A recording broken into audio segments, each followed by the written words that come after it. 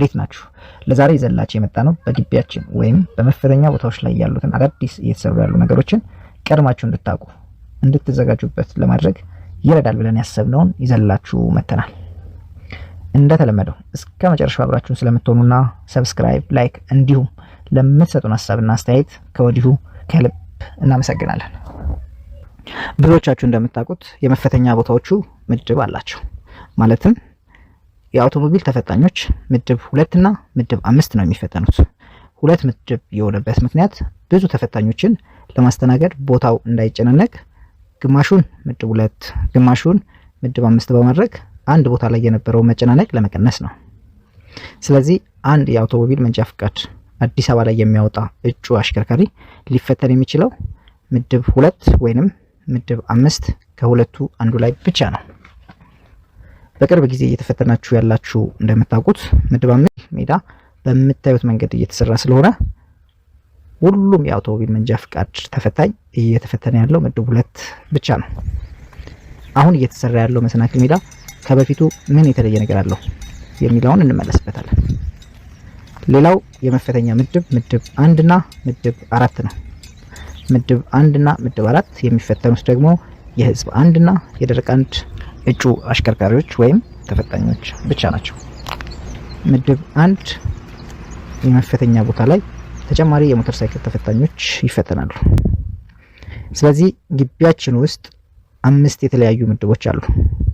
2 እና 5 የአውቶሞቢል ተፈታኞች፣ 1 እና 4 የህዝብ 1 እና የደረቅ 1 ተፈታኞች፣ ምድብ 3 ደግሞ የከባድ መኪናዎች መፈተኛ ቦታዎች ናቸው። ምድቦቹ ግልጽ ይመስሉኛል። አሁን ግቢያችን ውስጥ እየተሰሩ ስላሉት አዳዲስ ነገሮች እናውራ።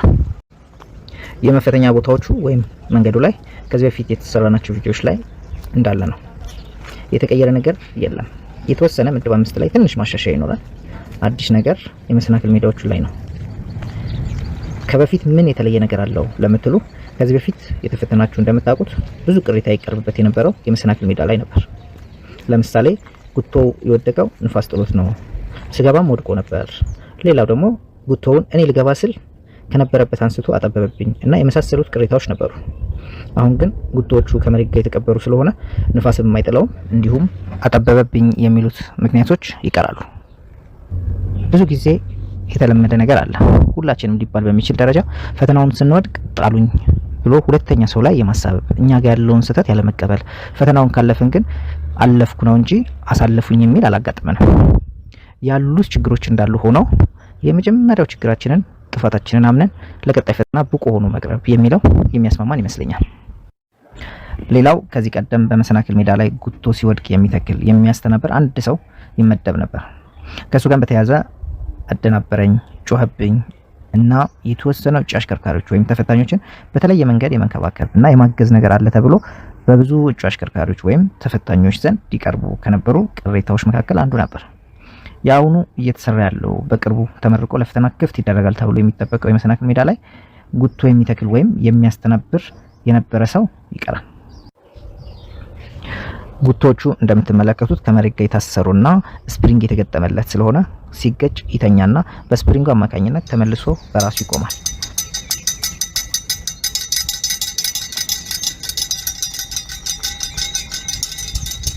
እያንዳንዱ ጉቶዎች በኤሌክትሪክ ሲስተም ሴንሰር የተገጠመላቸው ሲገጩ ወይም ሲነኩ ድምጽ እንዲያወጡ ተደርገው ነው የተሰሩት።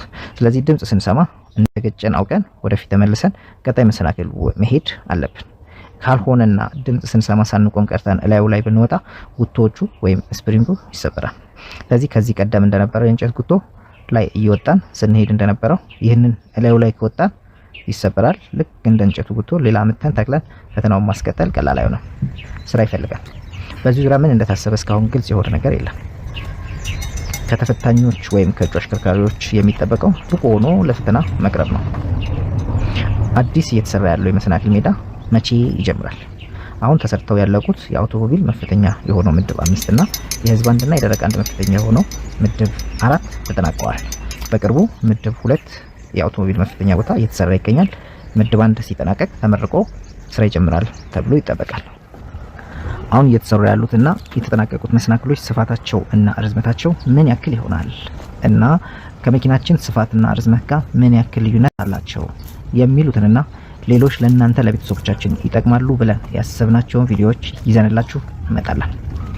እስከ መጨረሻው አብራችሁን ስለሆናችሁና ሰብስክራይብ፣ ላይክ እንዲሁም ለሰጣችሁንና ለምትሰጡን ሀሳብና አስተያየት ከልብ እያመሰገንን በሌሎች አስተማሪ በሆኑ ቪዲዮዎች እስከምንገናኝ መልካም ጊዜ። ቻው።